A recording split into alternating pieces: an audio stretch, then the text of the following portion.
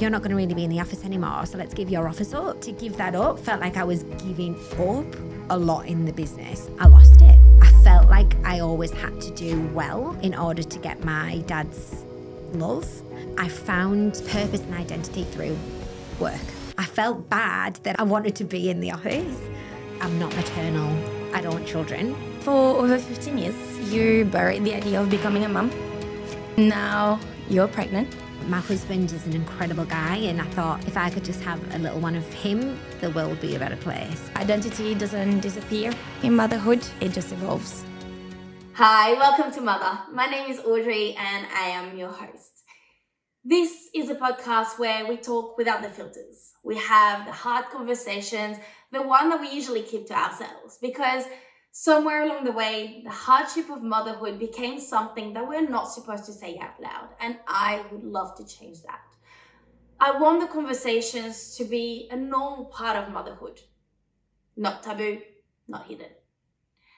This is not about complaining. This is not about being ungrateful. It's about being real about what this actually is, without shame, without guilt, and without feeling judged for it. The women who are here are real, and these are their experiences. And they've been so brave and generous enough to share them out loud. So this is a safe space. Judgment, criticism, and unkind comments are not welcome here. That's the whole point. We want to protect these conversations so no mother has to feel alone and isolated in their journey. So if you're a mother and motherhood has been so much harder than what you expected, you're not alone. I see you. Johanna Gibb. I am so grateful you're here today. Thank you for joining me on this journey. We've known each other for over a little 6 years now, and honestly, it feels like a lifetime. So much has happened. You are now a mom of 2 beautiful little humans, Freddy, who is turning 3 soon, and Flossie, who is 1. You and Neil, your husband and partner of over 20 years, have done so much to build the life that you have today in Australia. Not long after we met, you made the big decision to leave your full-time job and go all in on the businesses you started together. Those companies are now thriving and sitting under the name of the Co-Living Collective. And at the heart of the Co-Living Collective is something you care deeply about. Normalizing shared living, room-by-room rentals that create community, connection, and a sense of belonging, not just housing. But your work doesn't stop here. You are incredibly passionate about giving back, and over the years, you've supported a number of charities, from men's mental health initiatives to collecting nappies and essentials for mothers in need. And most recently, you renovated your first and beautiful space to host a mother and her children who were fleeing domestic violence, creating a place where they could feel safe, held, and at home. You have a growing business, a life you've built side by side, and 2 gorgeous children. But getting here wasn't a straightforward journey, was it? No. For more than 15 years of your relationship, motherhood wasn't a future you believed you would step into. You lived with the very real possibility that having children might not be part of your life, not because you didn't want a family, but because Huntington disease runs in Neil's family. You have both seen firsthand the impact this disease has, not just on the body, but on the people who love and care for those affected. For anyone listening who isn't familiar with Huntington disease, it's a degenerative genetic condition where if a parent carries the gene, there is a 50% chance of passing it on to their children. So the 2 of you made the very conscious and loving decision to protect your future children, even if that meant not becoming parents yourselves. But then, in 2022, everything changed. You found out Neil didn't carry the gene, and suddenly the door to motherhood, a door you had closed and buried for so long, opened again. And if I remember right, within just a couple of weeks, you naturally felt pregnant with Freddy. 2 nights. 2 nights. Even better. And that's why I'm so grateful you're here today. Because your story isn't just about becoming a mum after thinking you never would. It's about the internal transition, the emotional shift, and so many women go through postpartum, but so few actually talk about the love, the guilt, the ambition, the identity rupture, the reshaping of who you were before kids and who you're learning to become now.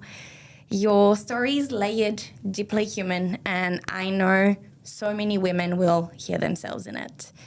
So thank you for being here, and thank you for being willing to explore this with me. Oh, thank you for that gorgeous introduction. And I did say that I'm probably not going to get emotional, but that made me feel emotional. So here we go, watch out. Let's begin? Yeah. All right. To start, I'd love to go back a little before motherhood.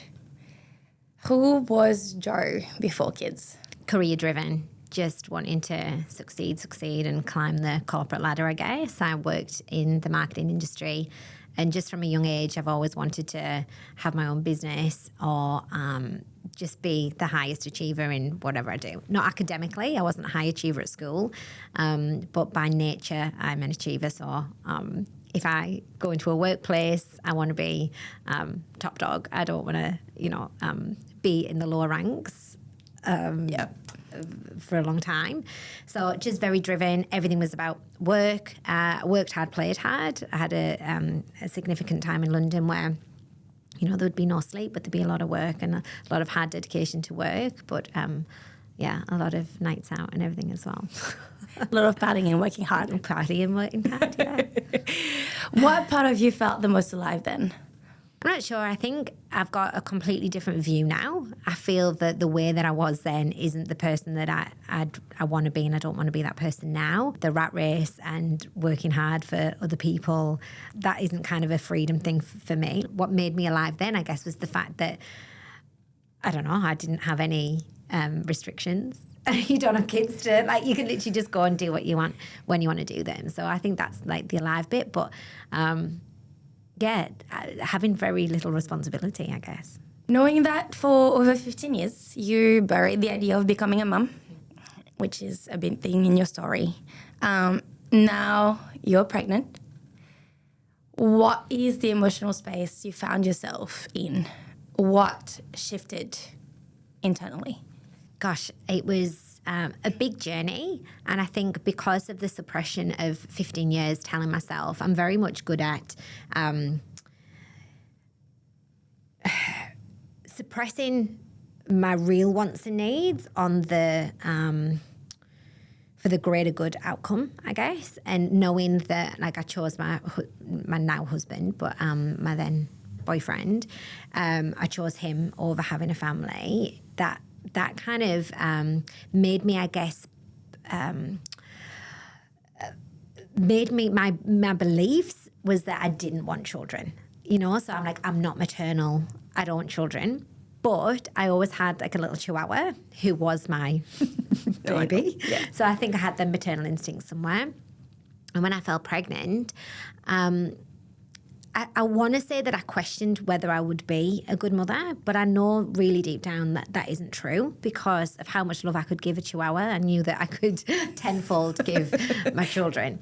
So just had a great sense of relief and gratitude. My husband is an incredible guy, and I thought if I could just have a little one of him in this world, the world would be a better place. So very just grateful. And very grateful that we were able to fall pregnant. I think it was the night after we actually went out and celebrated with you guys. I think it kind of happened then. That was 2 days after we found out. Yeah. What did you imagine motherhood would require from you in that period? So I knew I'm kind of quite logical in a lot of ways. And I sat down with Gibby, and when we discussed having children, I did say, it's not within me, I don't believe, to be a full-time mum focus and not have any tap into our own business. We'd grown the business quite significantly by then, and we were very fortunate that we were able to put people in positions that I could step away.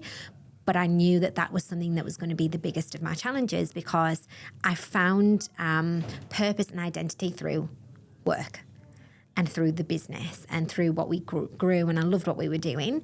So we did have the discussion of what will it look like, because I don't think that I will be able to cope if I have to do motherhood 24/7 all week, every week, and not because of the lack of love for my children, but just I think I'll struggle identity-wise. I think you've hit the nail on the head. So in your postpartum days, I guess you've already started, but what sits heaviest on your heart? And I think you've already started talking about that, the fact that you couldn't probably be a mum 24/7. Do you want to explore that a bit? Yeah, I think for me as well, it's that it was the real tie between, or pull between wanting to be there for my baby and not wanting to let myself go, because I know mentally what that would do to me if I did let that go. And I'll give you an example of, I went out to dinner with Gibby and we sat there and he said to me, oh, so you're not going to really be in the office anymore, so let's give your office up to the general manager. And it's a lot of ego, my kind of response and feelings towards this, but I felt like, oh my God, we've worked so hard. We've got this big office and I've got my own office within my office. You know, it was kind of like, you know, look at me, kind of, I love that. And to give that up felt like I was giving up a lot in the business. And I lost it. And I got very emotional and he was like, whoa, like, you're not going to be around, Jo. Like, you've just had a baby. I didn't cope with that very well. So it took a lot of feeling guilt that I felt bad that I wanted to be in the office, because my baby looked like he needed me, and I wanted to be there with him. So it wasn't that I just didn't want to be there with him. It's that pull of, but I'm now letting go of something that I've worked really hard to achieve. And I think that's been, I wouldn't say a struggle, but it's a growth point of mine over the last 3 years to find my place a bit better in that. So I was very fortunate that one of my bestest friends she said she'd be my nanny for Freddy when he was born. And she reminded me, and I actually feel really terrible about this, she started when he was 6 weeks old. I was like, oh my God, that was so young. And a lot of the time I just did work from home because I was breastfeeding. I was working from home and she was there. But even though I feel a bit of guilt, I also don't, because the relationship that he has with her, and we don't have a lot of family here. It's only my brother here now. He's got another family through her and her family. So there's that kind of toss between, like, I'd say I'm leaving. He's like, bye, Mum. Like, he's not like, Mum, don't go. He's very happy.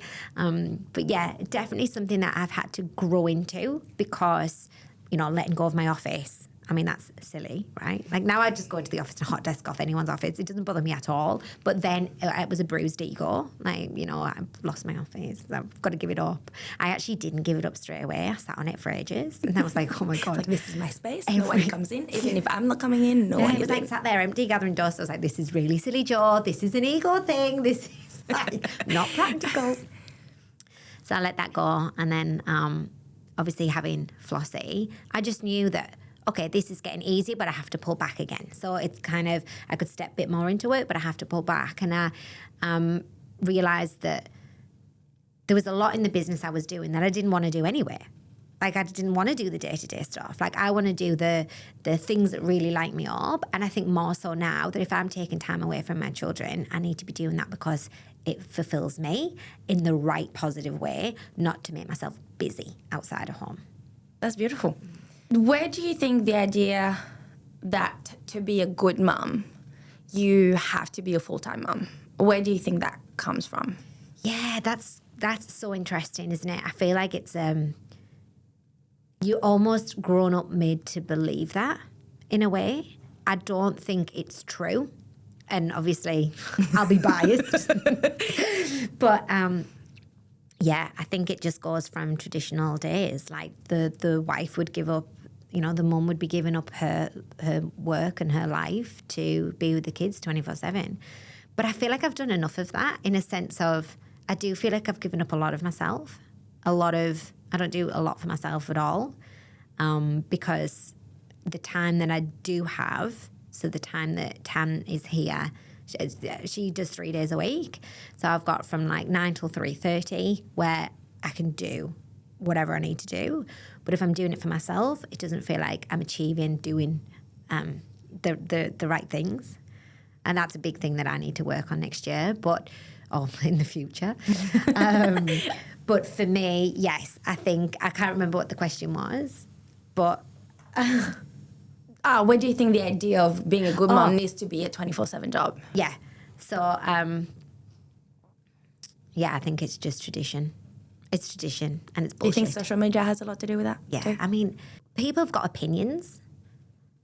And like my husband says, everyone, oh no, I'm going to butcher the saying. They're like assholes, everyone's got them. No. I actually can't remember the saying. I always butcher his quote. But everyone has one. No, that's just not. We'll edit that bit out because he's like, Jo, I'll probably just give it. Yeah. I think social media probably does, but I think it's tradition. I think it's your family around you. I think,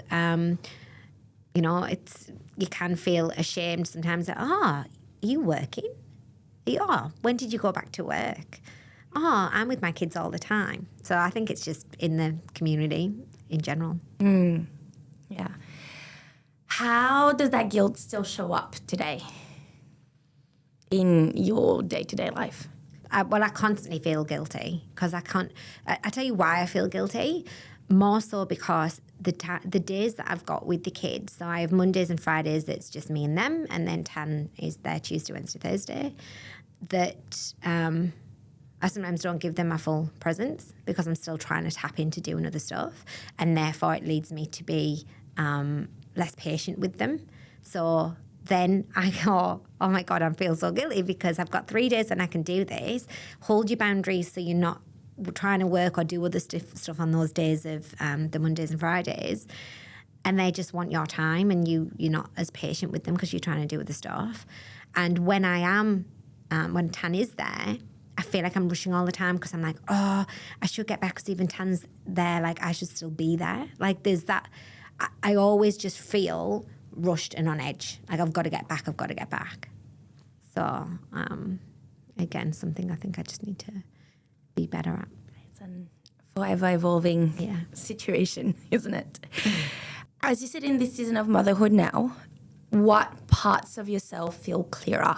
Yeah, I guess a lot of the work, the charity type of work that I've been doing, the impact work that I'm trying to bring within the partnerships of our business and what I'm doing solo is has all came from motherhood and seeing my 2 gorgeous kids and the life that we have together, knowing that they've got a family, a mum and dad that love them dearly and that they have everything that they need. And there is some families that don't have everything they need, and it's hard for the mother to be able to give them everything emotionally because they haven't got the capacity due to trying to provide food or a roof over their heads. So I think where I stand clearly in motherhood is the effect that we can all have as a community to help each other and more mums and more children thrive, because when I see their little faces and know that anything that I do, I could fuck them up because we all have these, we all have baggage that, or we've grown up with certain behaviours that then inform how we are or how we see the world. I'm trying to be really clear on not fucking them up, but we're all going to make that mistake at some point. There's going to be something that I do. But knowing that they're actually fine and that there's more that we could be doing to help each other and help other people who aren't in as fortunate a position as we are. So I feel like a lot of clarity in that this year. Yeah. You were saying earlier that the person, now thinking about it back then, the person that who you were is not the person that you are today or want to be. Can you explore that a little bit more? So before I was like, I could be at the office till 10 p.m. at night, just hustling away, just always wanting more and more and more busyness and just fill my life with that. Where now I love the time that I have the space with the kids. So I want to be able to have time on my own that focuses on the business that I'm in. But then I come back home, I switch off, and we have family time and be present. I don't want to be on a rat race. I don't want to. We talked about this last night. My in-laws have just come over, and we're very proud of where we've got to with the business. And they're like, "Well, where to here?" And we said, "Well, we've got a plan to get out of this in 5 years. We'd love to settle up and then just be us." And that is how we want to be. We could go, we want bigger, we want better, we want bigger teams. And I think we've just learned, like, that isn't the life that we want. We want everything that we need out of life, or everything we want. We like nice things, but we want to have the nice family time. So it's a really good balance and making sure that when we're together, we're present with each other. Nice. When you were in that mind and that struggle of, I'm going to become a mom now, but I do not want to let go of me becoming a successful person. The space emotionally, I feel, was probably heavy for you, if I guess it right. Mm. What was the steps, or what was the framework that you went through mentally to say, hey, this is something that I've always wanted, or that I want, that was deep down in me? What are the steps that you took to say, I need to still be myself? I still need to have my identity. I still need to have my, my work and my success. Work me through that thought process. Like, how did you go from, it's just going to be me, to, okay, now I'm going to have to be a mom, which is, the expectation is probably be 24/7 with them and loving them and giving them everything and doing everything for them and just being the mom, and not forgetting about yourself, but that full physical and emotional presence for them, to then going into, I know this is not who I can be if I want to be the best mom for them, and accepting that and moving forward. Like, did you have a certain... Talk me through that process, like emotionally and mentally. Well, at first it was chatting to Gibby before we gave birth to Freddy, and just saying that I know that this will really affect me. And we do work on ourselves. So we do have mentors that we can... I feel like we've grown and we can have our own awareness very well. So that awareness came up straight away, and I thought I will not be. I would come out with postpartum depression if I know I didn't have these things in place, because I know how much that is going to affect me. And going back to why that affects me, I've unpacked that a lot over the years, because I'm big on the Enneagram, the personality types, and I am an achiever. And it comes back to when I was a child that... I felt like I always had to do well in order to get my dad's love, because my dad's very practical of, he's an achiever himself, and he's not overly the family guy. But if I did well in like ice skating competitions, or I'd go out and get work, or things that he'd be like, I'm proud of you. It was that kind of uplift. And I see me doing that in my relationship even today. Like, I want my husband to be proud of me, or like I want that. And I think when I kind of identified, okay, if I'm having kids, and this isn't to say that you can't be achieving being a mum. So like, you absolutely, it's actually the biggest achievement. I think I'm not cut out for it. It's challenging. And for me, I put achievement on external things rather than the internal motherhood, which again is a battle for me, because I'm like, no, I could be like achieving in this area, but I feel like I need other people to see and doing it in other areas. So yeah, it just came down to a discussion with Gibby to say, like, I don't know if I could do this. I think this will really affect me. And that's when he said, well, we'll get a nanny so that you can do both. And I said, cool. I wouldn't want to do it full time. I definitely want a bit of both.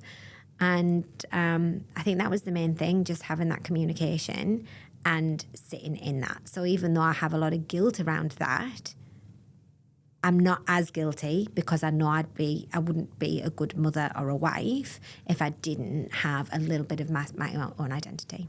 Love that. To your future self. No, to your past self.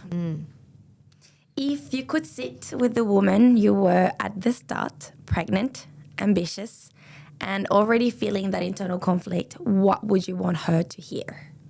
It's so funny because I know I really need to say something really emotional, but I'm the kind of girl who goes, whatever I said then is what I'd say now. And it's like, nah, because you'll do it. You'll get through it. Like, I'm a bit like armor like that.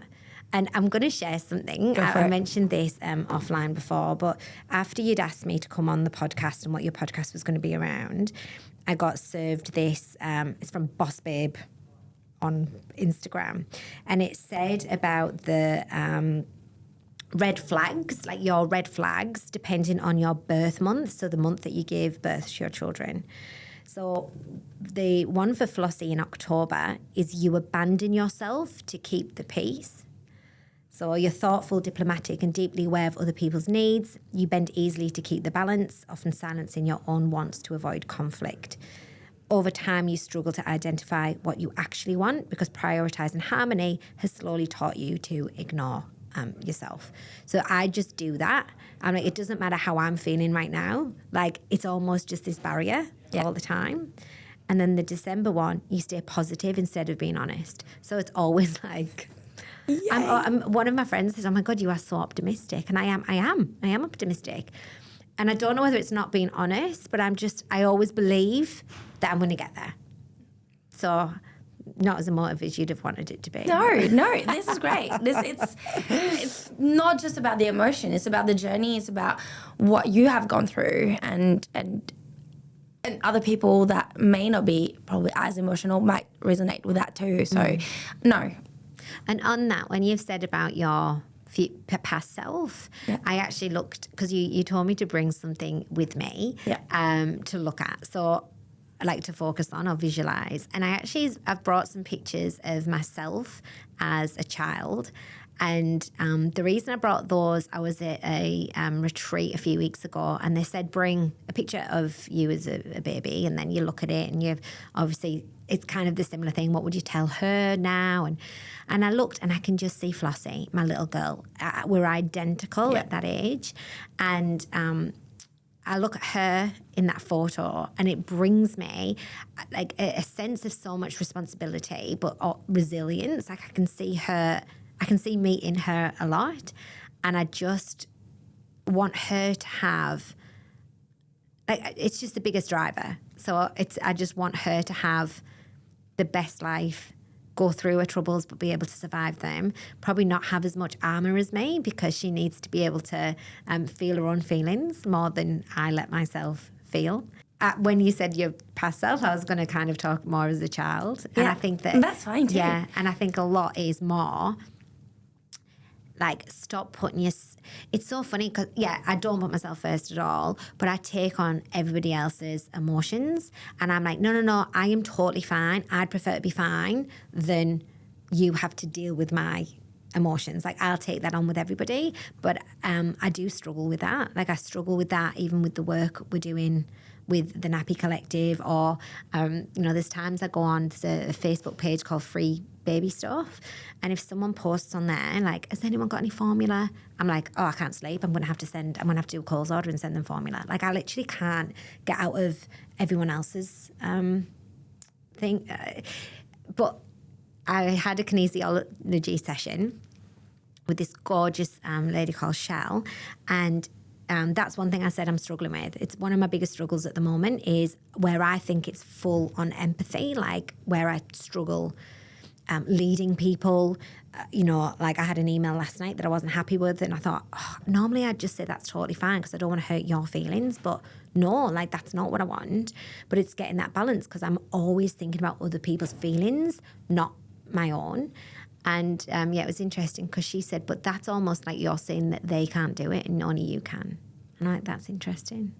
So I think I just waffled off on a tangent there. But no, that's great. But that's also something that you might want to tell yourself. Yeah. As a little girl. It's like, drop the armor. Yeah.